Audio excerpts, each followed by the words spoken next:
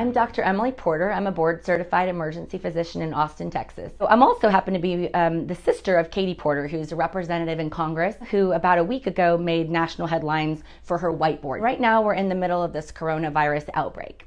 And everyone is really confused because they don't understand why are the bars closing? Why is everyone hoarding toilet paper? And what does social distancing mean? What does flatten the curve mean? I'm going to show you on my whiteboard why doctors, governors, and other people around the country are concerned about coronavirus and why every American should be, and really everyone around the world should be. So numbers wise, in America, we have 331 million people. So the CDC is estimating that about 40 to 70% of them will get infected. So to make the numbers easy, I'm going to say that it's 150 million people. That's about 45%. So on the lower end of that 40 to 70%. So if 150 million people get infected, 80% of them are going to be just fine. So 20% of people will need hospitalization. Italy has a big problem right now, and they don't have enough hospital beds for people. Well, they have more hospital beds per capita in Italy than they have in America. So 80% fine, 20% need a hospitalization.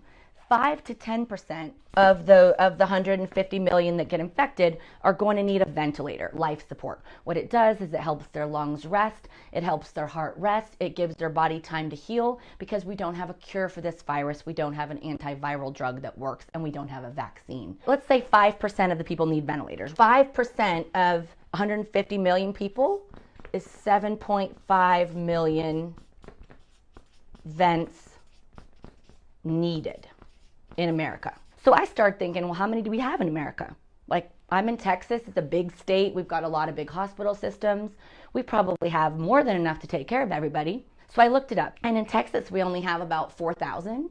And so America-wide, we have about, they estimate between 72,000 and 120,000. We're going to say we have 150,000. So let's say we have 150,000 vents available in the country. 0.02% of people could get a ventilator if they needed one. 1 in 50 people who need a ventilator can get one.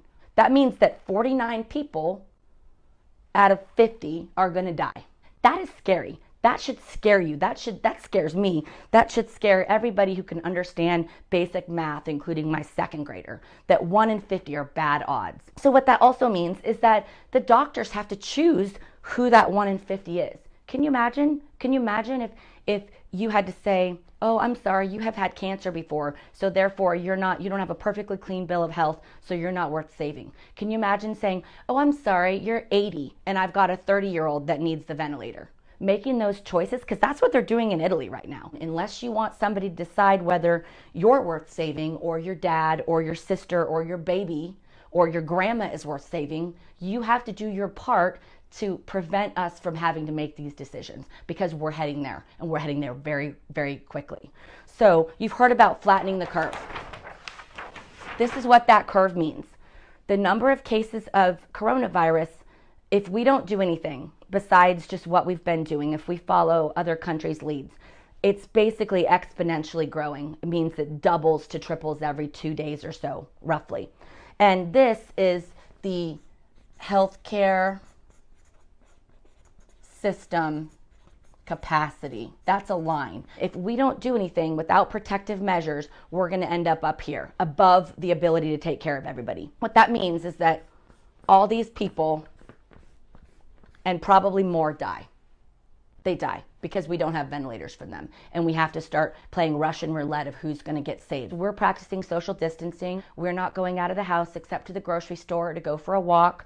Those are the protective measures, as well as hand sanitizer, washing your hands, covering your cough, sneezing into your elbow. I get it. Like, it stinks. My spring break got canceled. My kids are devastated. I don't want to homeschool children. I work full time. I'm not saying it's ideal, but it's what has to be done, the experts are saying, to prevent this from happening. There's a million reasons to be angry and unhappy and just think that this whole thing sucks, because it does.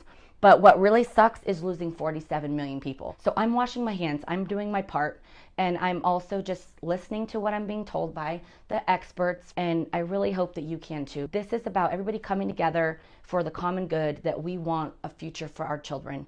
And it's 2 weeks, man. It's like 2 to 4 weeks. And I hope that if you care about anybody other than yourself, including especially these 47 million Americans, that you will also do the same and just not complain about it and just do it, because it's